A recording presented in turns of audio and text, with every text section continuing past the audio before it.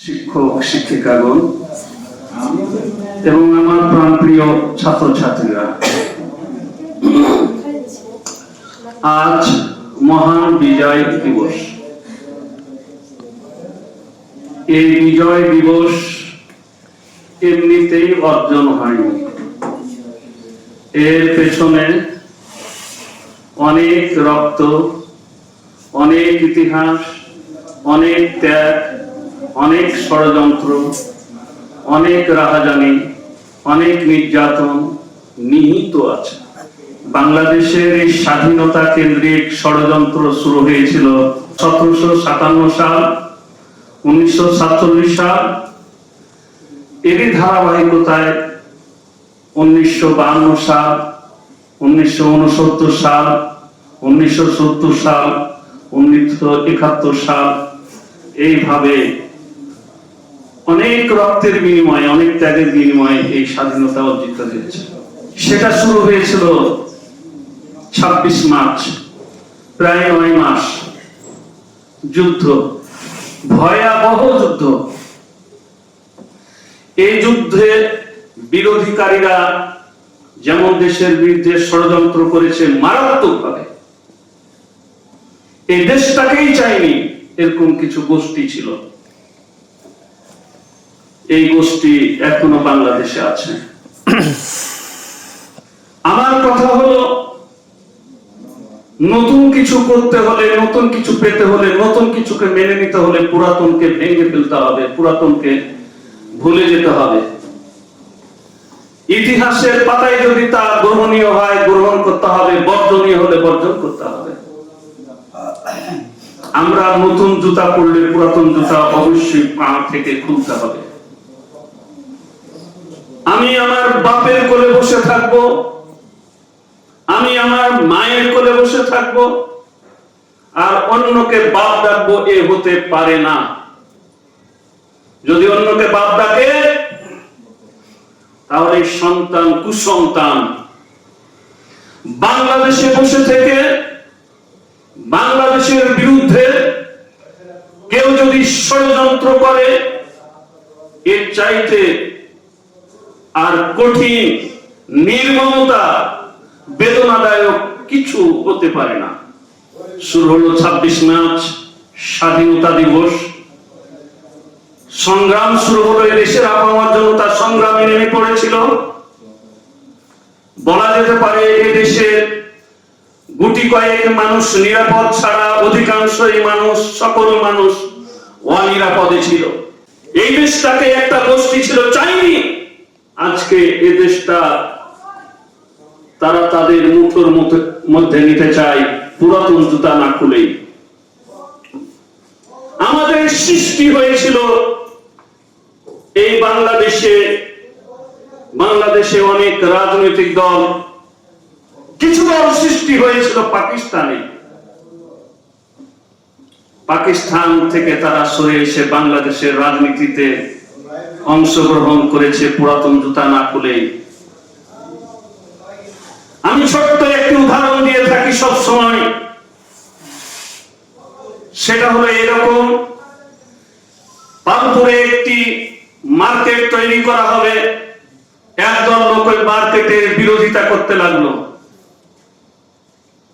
মার্কেটটা যখন হলো, ওই বিরোধিতাকারীরা ওখানে বাজার করে। লোকজন বলে, কি ব্যাপার, তোমরা তো বিরোধিতা করেছিলে, আবার এখানে বাজার করছো।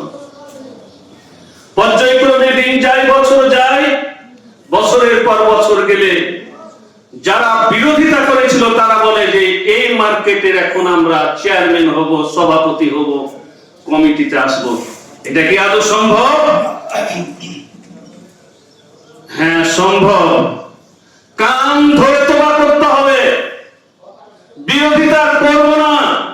এই দেশের সার্বভৌমত্বকে মেনে নিলাম, আর অতীতকে ভুলে গেলাম। পুরাতন জুতাকে আমি ফেলে দিলাম, নতুন জুতা আমি পরলাম। সামনে নির্বাচন। আমরা দেখতে পাচ্ছি এদেশে একে অপরকে কাদা ছুড়োছুড়ি করছে। কেন? এই জন্য কি আমরা বিজয় দিবস উদযাপন করতে যাচ্ছি? এটাই কি আমাদের বিজয় দিবসের শিক্ষা? যেখানে দলাদলি মিথ্যা পরনিন্দা থাকবে, যেখানে শিক্ষকের মর্যাদা নেই, যেখানে কৃষকের মর্যাদা নেই, যেখানে ছাত্র ছাত্রীদের কোনো ভবিষ্যৎ নেই। আমার মনে বড় তুফান, আমরা কেউ দেশপ্রেমের ঊর্ধ্বে উঠতে পারিনি।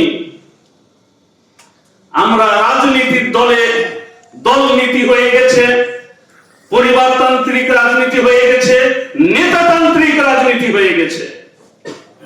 মানবতান্ত্রিক সমাজতান্ত্রিক রাজনীতি হয়নি, দেশতান্ত্রিক হয়নি।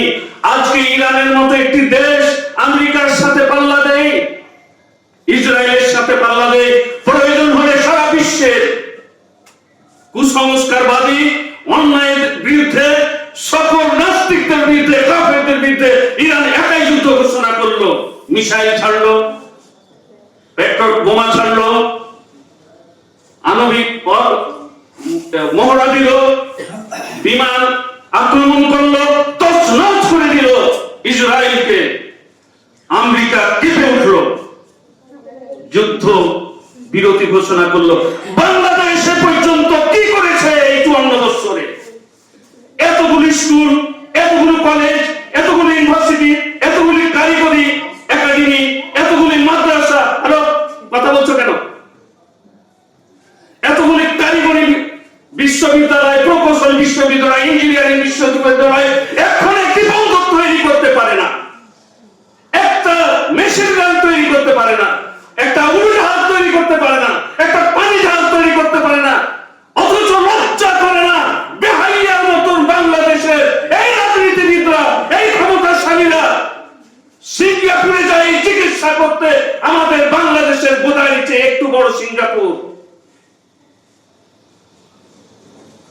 দুর্নীতিবাজদের প্রত্যাখ্যান করতে হবে, এদের জন্য বাংলাদেশে কিছু হচ্ছে না।